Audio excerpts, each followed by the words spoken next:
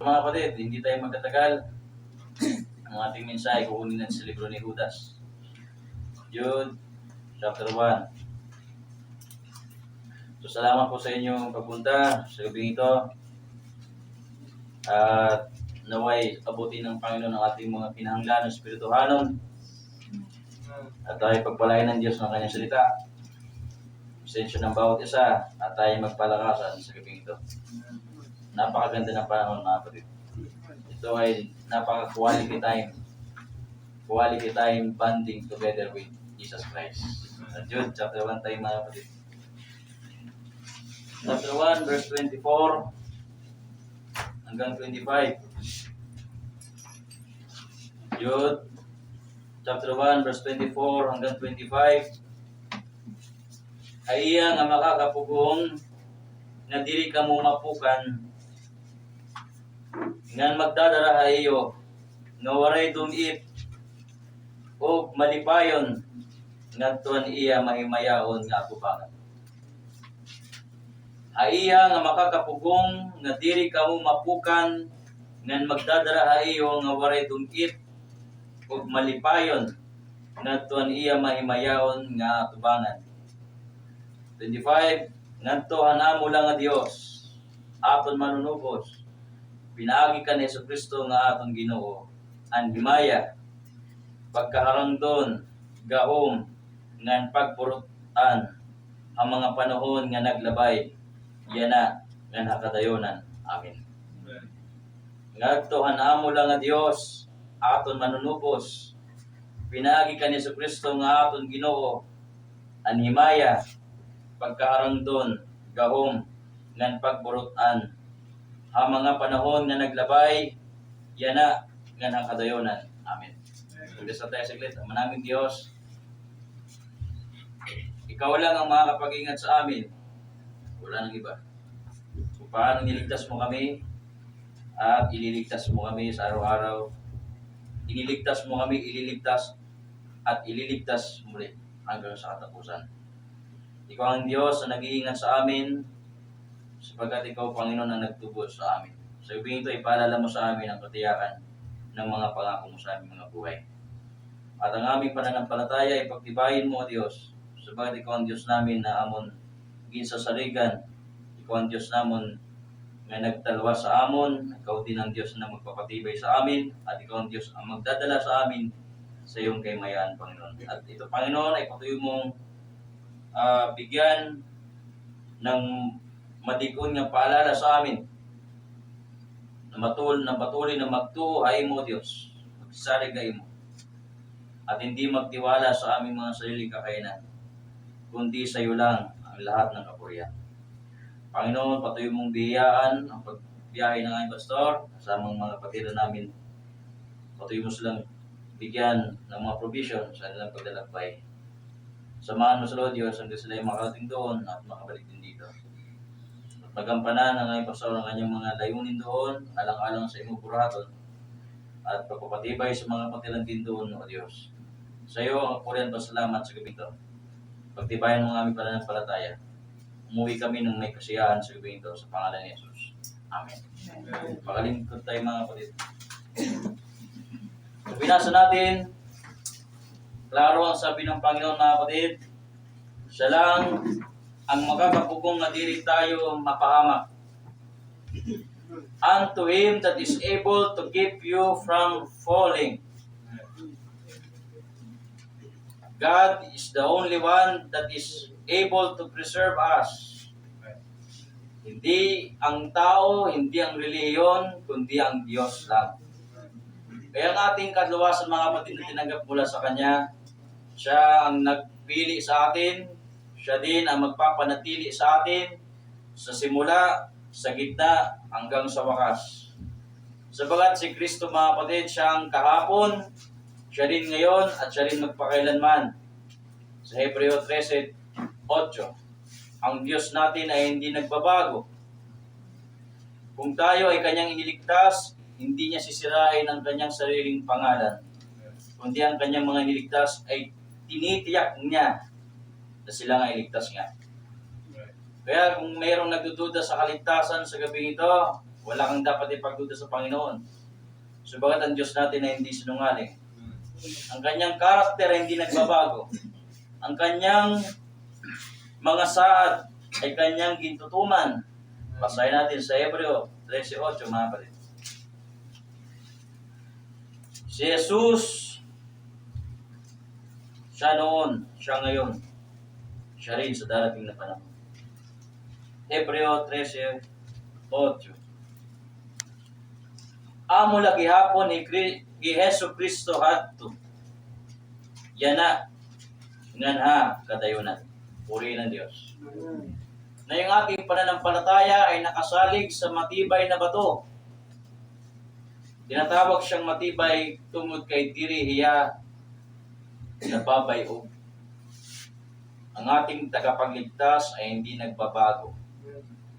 Kaya ang ating mga pananampalataya ay safety sa Kanya. Kaya kung sino man sa atin na nanampalataya sa Panginoon, hindi ka mapapaya. And whosoever that believeth on Him shall not be ashamed. Sapagat si Kristo ay isang matibay na panalukang bato. Si Kristo ay naging ating matibay na kapitan. Hebrews chapter 5 and in verse 9.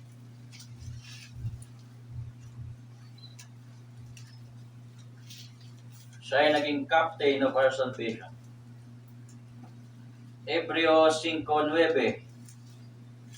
Han kahingpit na niya nahimo hiya nga burabod. Dito sa waray maling translation, burabod. Ano po yung burabod, mga kapatid? Parang ano yan, di ba? Sa bukan. Oo, parang yun, burabod. Diyan sa English, captain, di ba? Mga kapatid. The author? Sige, author lang eh. So ito, mali yung author sa burabod. Handayon nga katalwasan para hadton nga tanan nga masinugtanon na iya. Mga kapatid ko, kung kita nagsugod kay Kristo, safe ka ni mo pagtuo.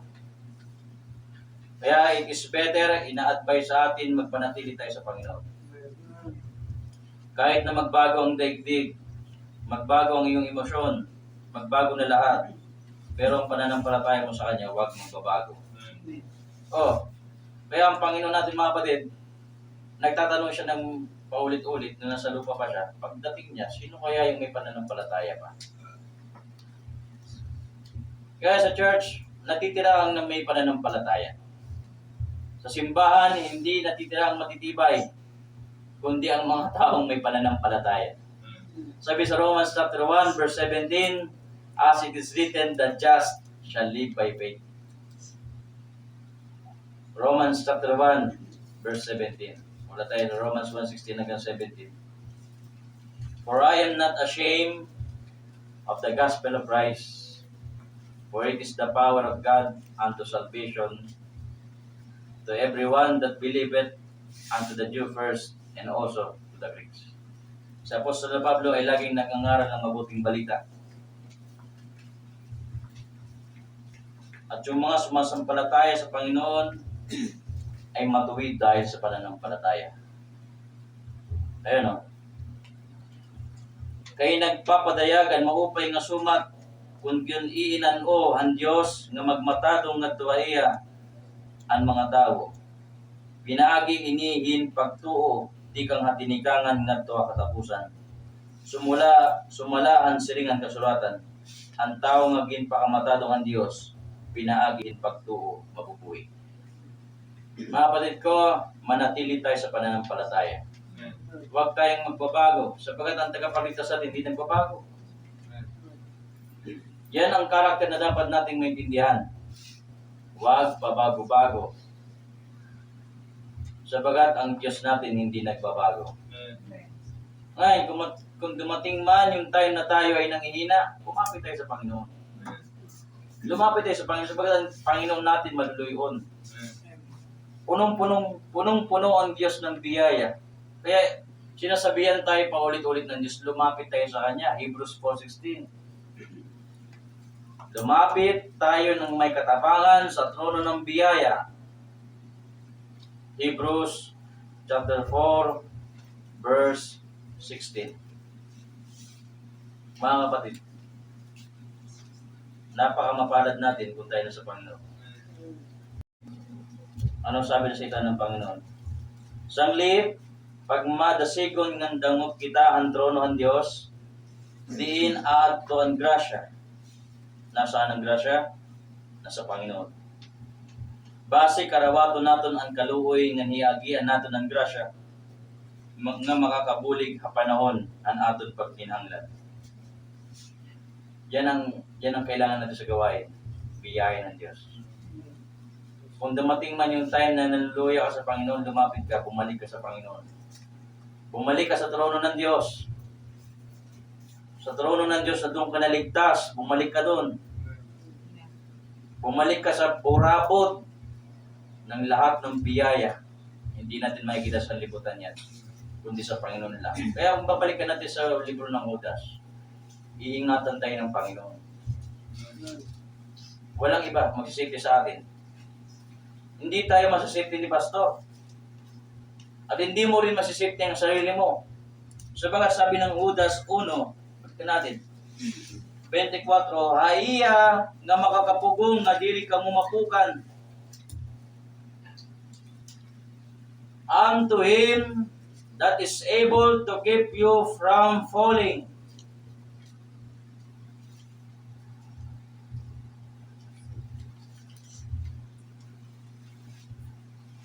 Ngayon gabi, bibigyan tayo ng mga rason ba't hindi tayo mapapahamak. Una na ito, na versikulo. Ang nakahawak sa atin ay ang Diyos. Ang mga anak kay Kristo, sabi ng John 10:27, ang mga tupa niya ay nakikinig sa Kanya. My sheep hear my voice, and I know them, and they follow me. And I give unto them eternal life. Puntahan sa Book of John, chapter 10. Ang mga anak sa Ginoo ay hawak ng Diyos.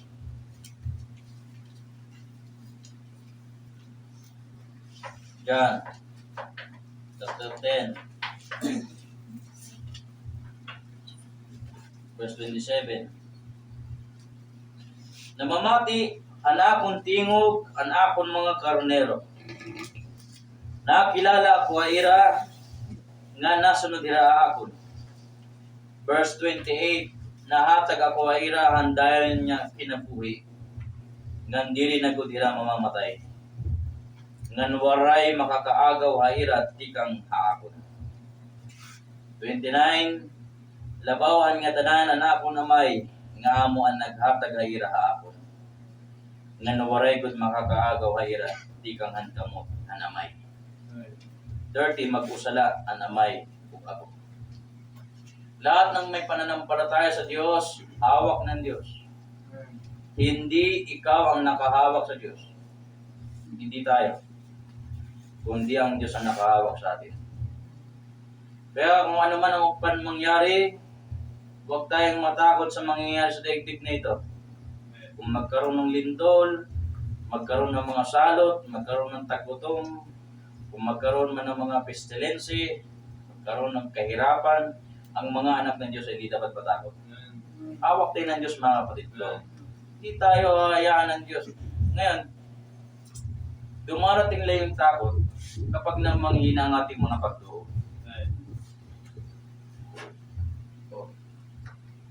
Sabi ng Bible sa Romans 3:8, walang anuman ang makapag-iwalay sa atin sa pag-ibig ng Diyos. Sa natin. Romans 3:8.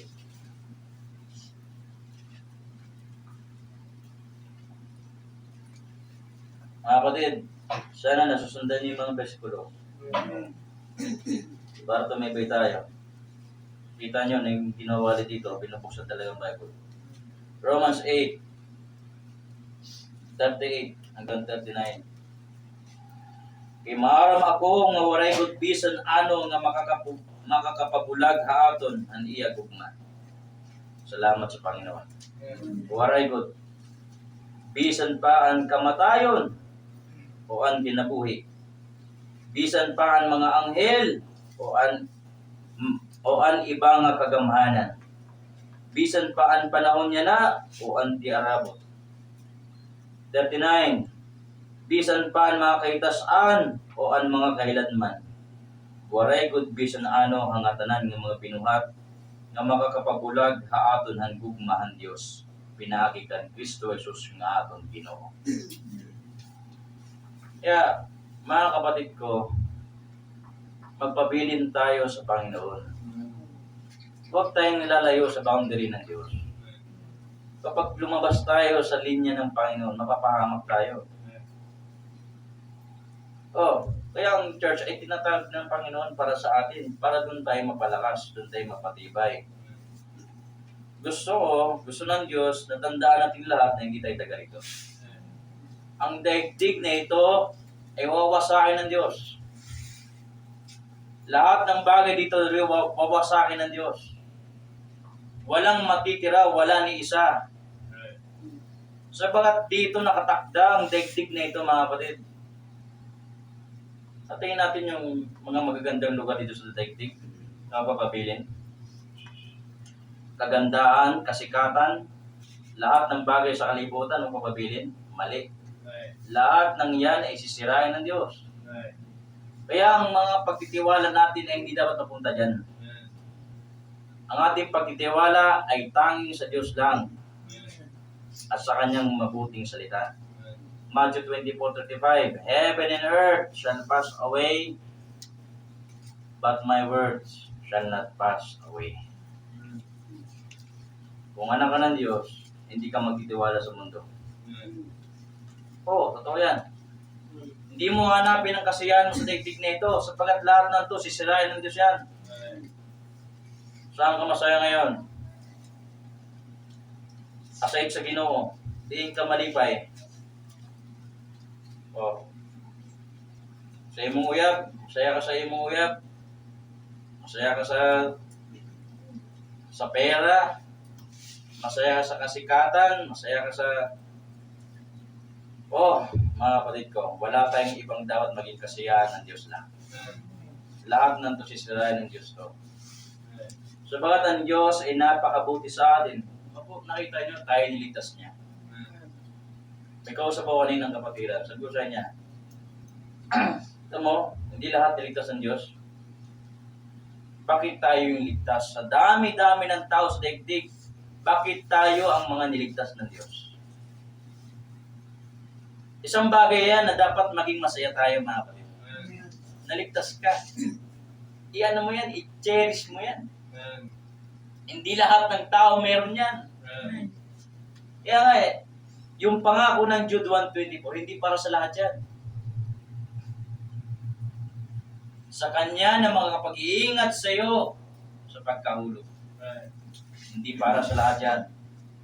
Yan ay pangako para lang sa mga anak ng Diyos. Okay? Bakit?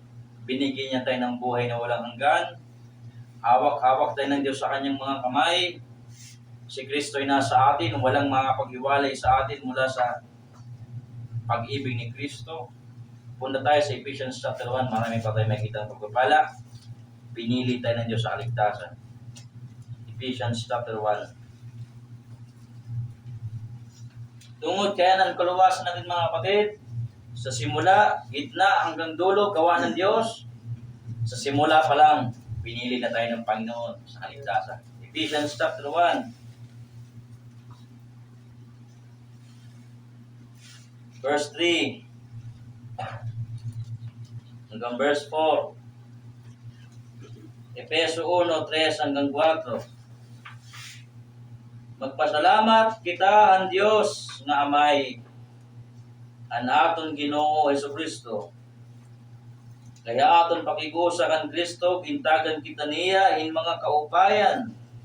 Pinagihin paghatag aton hangga tanan ng espirituhanon nga kaupayan tikang halangin. Verse 4. Ginpili kita nga daan ng Diyos. Narinig niyo ba yun, mga kapatid? Ano yun sa English, mga kapatid? Paano yun sa English? Dahil, paano yun sa English? Sa English. Opo. According, no? Ephesians chapter 1 verse 4.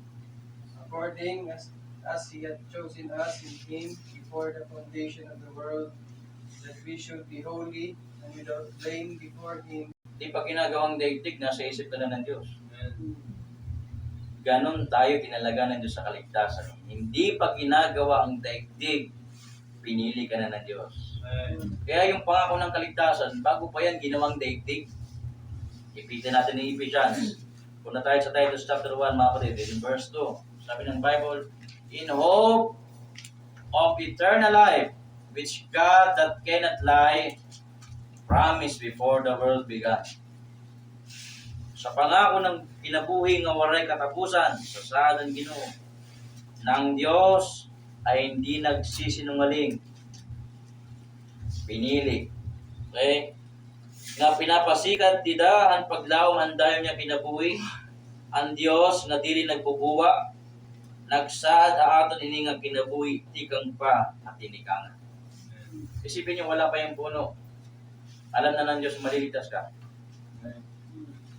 Wala pa yung langit, lupa, wala pa yung bituin, wala pa yung mga bagay-bagay sa kalibutan. Nasa isip na ng Diyos na ako'y maliligtas at ikaw. Kaya kung iniisip mo na yung kaluwasan mo, tumudaim sa'yo. Ang aton kinahanglan nga kaluwasan, gawas sa aton. Maarang kita kadaan sa atong kalugaringon, di rin at kayang talwason na natin sarili. Wala tayong gawom. Bisan pa magdesisyon ka. Urayanim sa dang gawom, talwason na yung kalugaringon. Maliban ng Diyos ang kumilos. Kaya sa Efeso 2:8, may kita natin, naligtas tayo, pinagihang biyaya ng Diyos. Pinagihin pagtuo. At ano yung pagtuo? Dili ito tungod niyo kalugaringon. Ito'y hatag ang Diyos.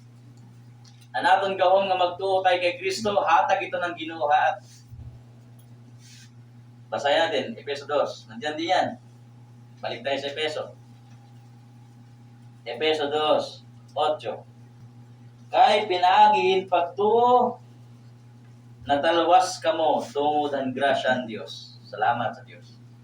Diri ini iyo kalugaringon nga buhat, kundi hatag kudla ini ang Diyos.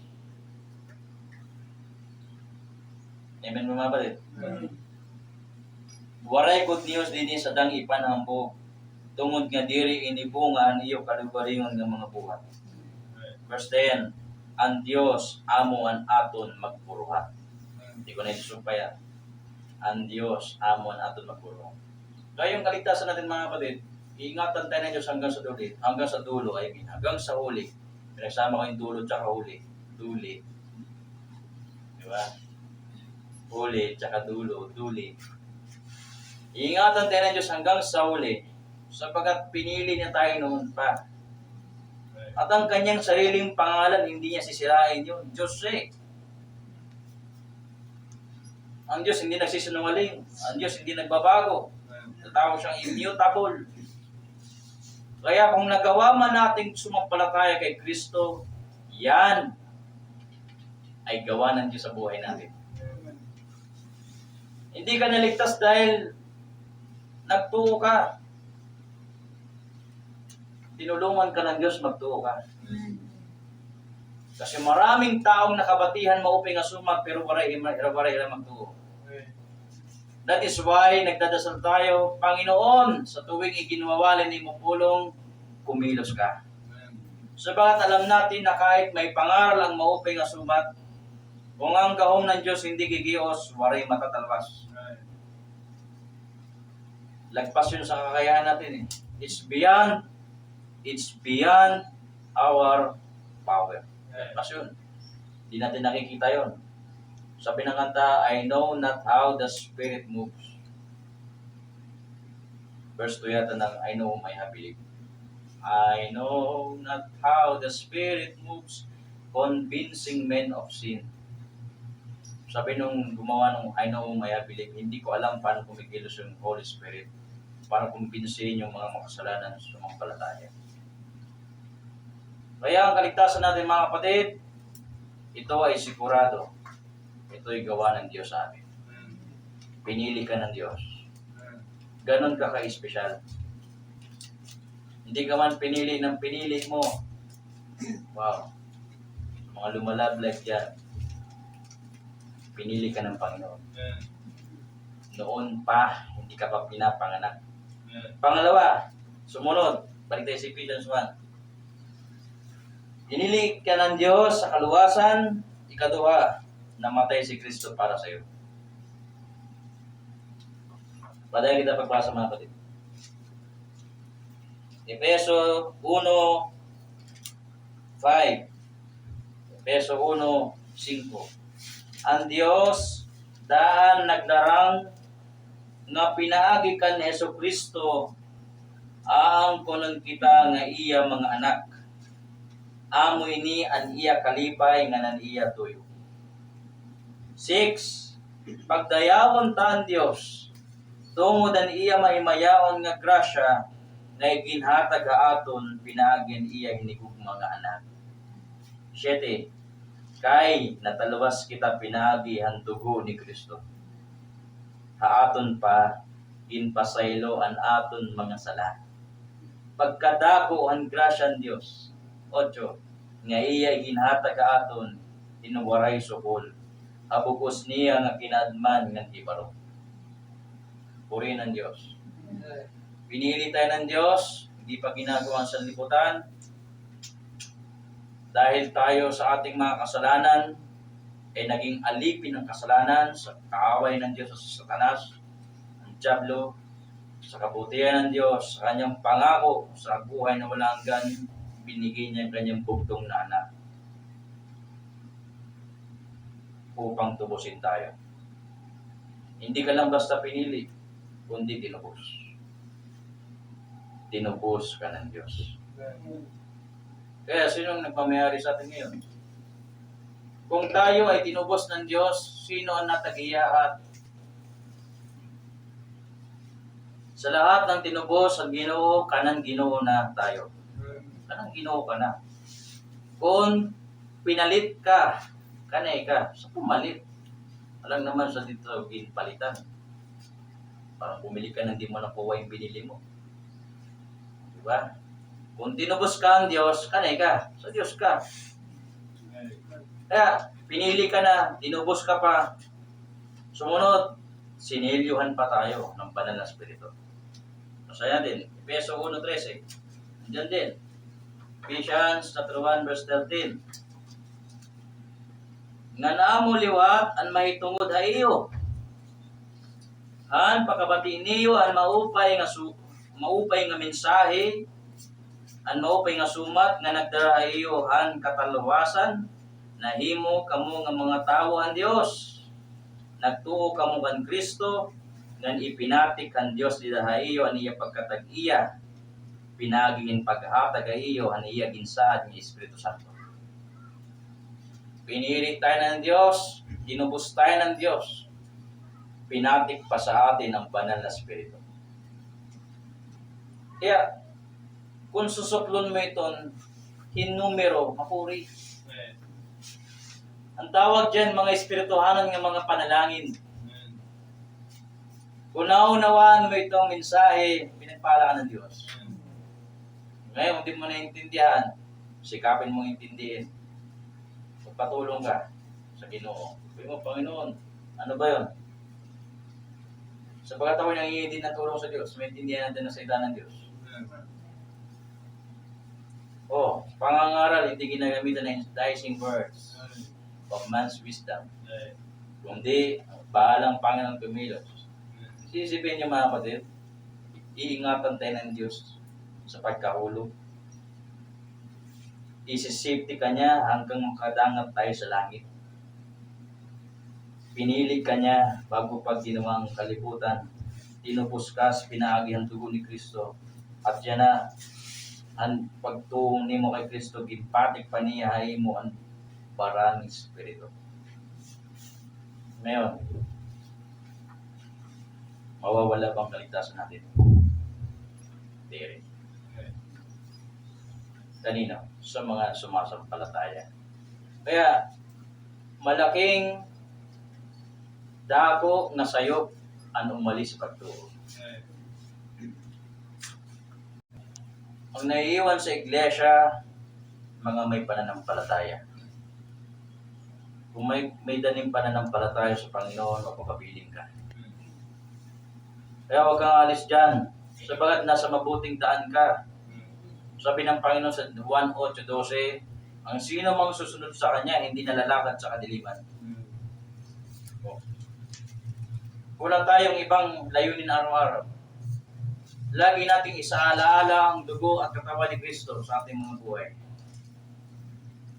Yan ang magandang memory sa atin. Namatay si Kristo para sa atin. Araw-araw mo isipin yan. Napakagandang mensahe niyan para sa atin. Basta mo, sabi ko verse. John 8:12. Sorry ba da? Kasi Bible lang dala ko eh. Wala akong dalang cellphone. Wala yung pindutan. John 8:12. Sabi ng salita ng Panginoon, naghimang raw na liwat ni Jesus sa ira, ako ang kapawa ang kalibutan, magkakamayada kapawa ang kinabuhi, ang bisan inoo nga magsunod haon, nandiri na gudiya maglalakat ang kasisipman. Kaya may mga maalis sa church, sasabihin nila, ay, wala na sila magagawa, wala na ako. Mali, ikaw ang nawalan. Tandaan natin mga kapatid, hindi nababawasan ang pagka-Diyos ng Diyos kahit anong mangyari. Sa totoo niyan, kung tayo nasa Panginoon, tayo ang binibless ng Diyos. Yan ang realidad. At isa pa, hindi mo ibabase ang blessing ng Diyos sa material lang. Wag. Hindi lang basta dyan.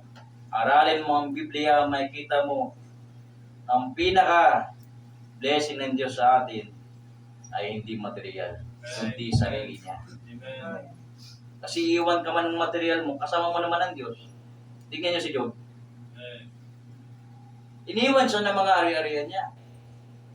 Naiwan sa kanya yung tunay niyang ari-arian. Ito ng Diyos. At nung nawala lahat ng ari-arian ni Job, binalik sa kanya ng Diyos. Doble pa. Kaya mga kapatid, ito yung mensahe sa ating lahat at maging sa akin. Mapabilin tayo sa pagtuo. Ano man ang mangyari, umulan, umaraw, mabuti man yung kabutangan mo, diri, pabiling ka kay Kristo. Hindi natin ito ginagawa para sa tao. Ginagawa natin ito para sa ating Panginoon na nagtalwas sa atin. Isipin natin mga kapatid, kung tayo ay niligtas ng Panginoon, anong dapat natin ipulo sa iya? Hindi ba, kung tayo gintalwas niya, mapulos kita ng pag-igugma? Hindi basta bumulos tayo, hinahalat eh. Hindi, gugma. Kasi kung gugma nga ito ibubulo sa Ginoo, lahat apil. Lahat yan, pati sarili mo. Ari-arian, pati yung may-ari. Yung may-ari, pati yung ari-arian. Iba yung may-ari Sabihin, natagiya. Sa amin sa Tagalog, iba yung may-ari. Medyo censored. May-ari. Kaya mga kapatid ko, kung niligtas tayo ng Panginoon, gagawin natin. Safety ka na. Kumbaga yung dalan mo tikat sa langit, sure na. Balik tayo sa Jude chapter 1. Medyo mag-tetersera na tayo. Segunda, primera na, neutral na. Judas 1.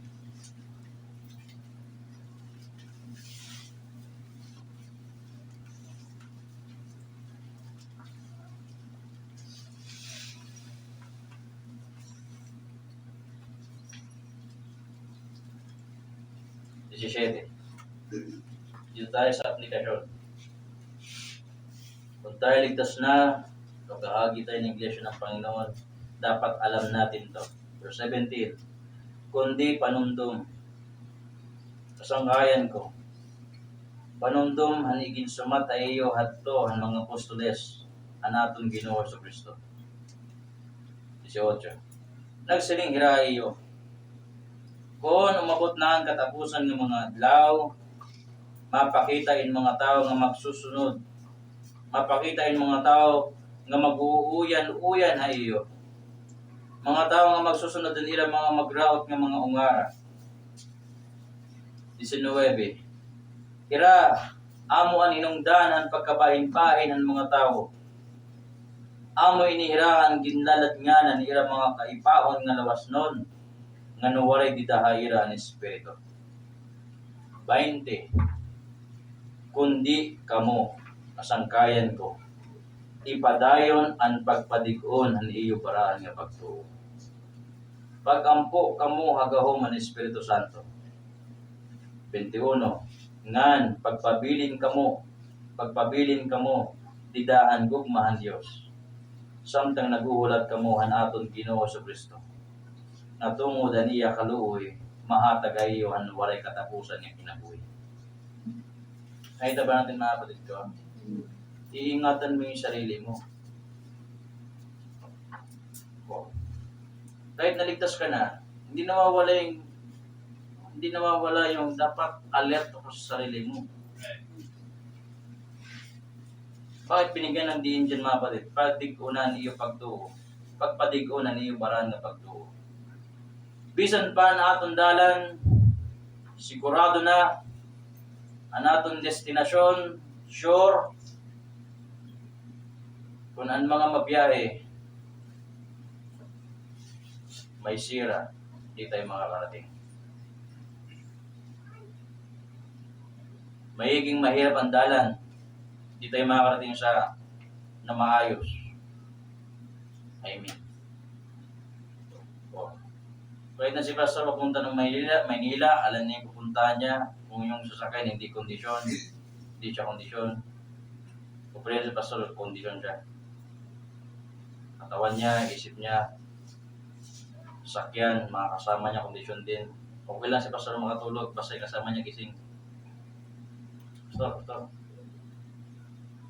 Minsan, nakasama ko si Pastor biyahe papuntang Bohol. Drive siya.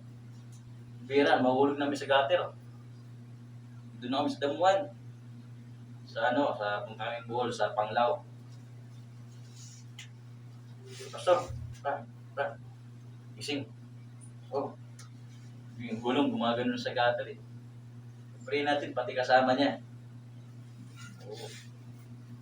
Si Pastor, dapat alalahin nila sa biyahe. Hindi man sila marang mag-drive, samtit sila. Pastoreta si Pastor. Kantahan nila doon. Yun. Bisan pa natin karatuan sigurado, ingatan natin ating mga sarili. Papunta ka nga ng langit. Pero huwag ka magpawagul-wagul. Diretsong daan. Kung ligtas ka, mamuhay ka ng ligtas. Kung gintalawas ka ni Kristo sa sala, talawas ka. Kung tigang ka na dida, kaya na bumabalik ka pa dida. Bagan ka ayam, sinuka mo, kinain mo ulit. Bagan ka, ano ba tayong malaking baboy? Tawag doon.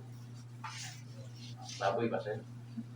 Para kang baboy na nakabutang sa lusakan, hinugasan mo, bumalik ka ulit.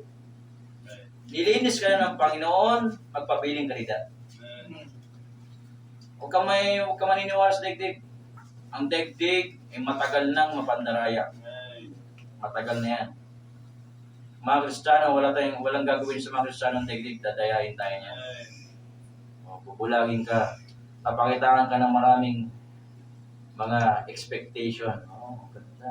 Mawawala ka na sa Panginoon. Pagdating mo doon, gulat ka. Diretso, tingin. Tuloy lang. Padayon. Hebrews 12:2. Looking unto Jesus, the author and the finisher of our faith. Diretsong daan, diretso din ang biyahe natin. Ganun lang. Walang magwawagol. Walang magkikinding-kinding. Or else, madidisgrasya ka. Kasaya din, Hebreo 12:2. Tutok kita ka ni Jesus. nga amuan sinasaligan na naton pagtuo tikang hatinikangan nga tuha katapusan. Waray iya humunong tungudan krus. Lugod tungudan kalipay nga naguulat iya, waray niya ikaawod ang pagkamatay ang krus. Ganyan na, nalingkod na iya hatuan trono ng Diyos. Tuloy lang, diretso ka lang. Kung may pagsubok, daanan mo lang, normal yun eh. Walang ibang daanan, yan talaga eh. Parang rough road. Hindi ka makakaiwas dyan kung ilang daanan eh. Kayo naman yan, rough road eh. No choice ka, idoy. Iday, agi nila. Ganon din sa buhay Kristiyano. Dumaan tayo sa makikutadaan, talagang ganyan. Ang dinaanan natin, masikip. Kaya expect na natin na talagang mahirap ang daanan sa pagpagiging Kristohano. Kasi yan ang daan ni Kristo. Ang daanan ng ating Panginoon, hindi naging madali. Sabi dito, waray iya humunong tungod ang krus. Nakita niya yung krus eh. Pero hindi yun naging sagabal sa kanya. Sabi dito, lugod tungod ang kalipay na naguhulat ay iya. Waray niya ikaawod ang pagkamatay ang krus. Ganyan na, nalingkod na iya. Tuo ang trono ng Diyos. Darating din tayo sa langit, mga kapatid. Darating din tayo dyan. Yan ang pangarap ng lahat ng Kristiyano, langit. Sure yan eh.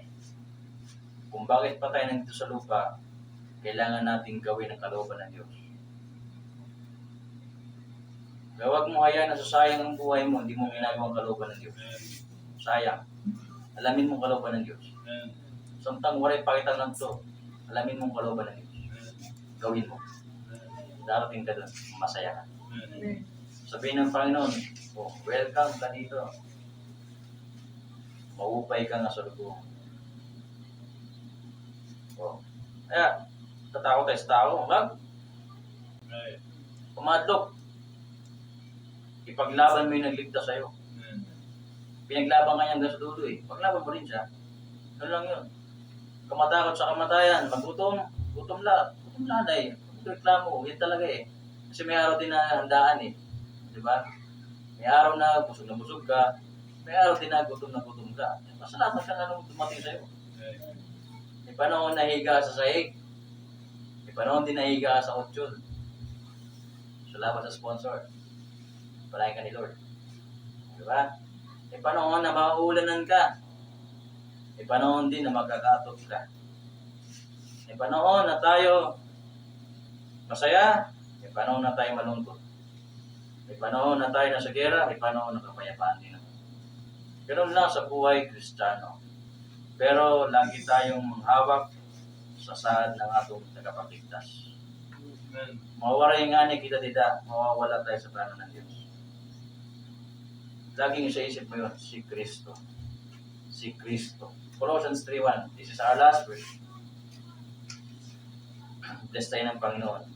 Lahat tayo sa pananampalatayang ito. Kala natin dito lang tayo magkikita-kita. Magkikita-kita din tayo, mga kapatid. Doon ang ating fellowship na walang katapusan.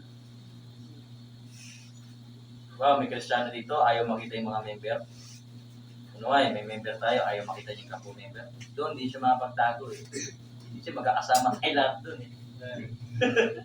O, diba? Ano lang yun? Masaya rin. Colossians 3:1. Pero natuod ako, nakapag-anak ka ng Diyos, karuyag mo makita ni mugto. Ano yun? O. Colossians 3:1. Ginbanhaw na kamo, upod kan Kristo. Siyang lipangitaan niyo ang mga putang na aadto halangit. Di nalingkod ni Kristo niya trono, hatuo ang Diyos. Verse 2, ikadto niyo una-una ang mga butang dito halangit. Dilihan mga butang din niya na. Verse 3, kay namatay na kamo. Nga na niyo kinabuhi, natatago upod kan Kristo, dita Diyos. Verse 4, an iyo matuod niyang pinabuhi, amo kay Kristo. Ngan kung magpahayag na hiya, magpapahayag manliwat kamo, upod na iya, ngan maangbit kamo an iya, himaya. Salamat sa Panginoon. nasa kanyang kaharian tayo. Sa kaharian tayo ng Panginoon. Safety tayo sa kaharian ng Diyos. Sa gabing ito, masayang Diyos sa langit, sumasamba kasama natin, sa Kanya tayo sumasamba.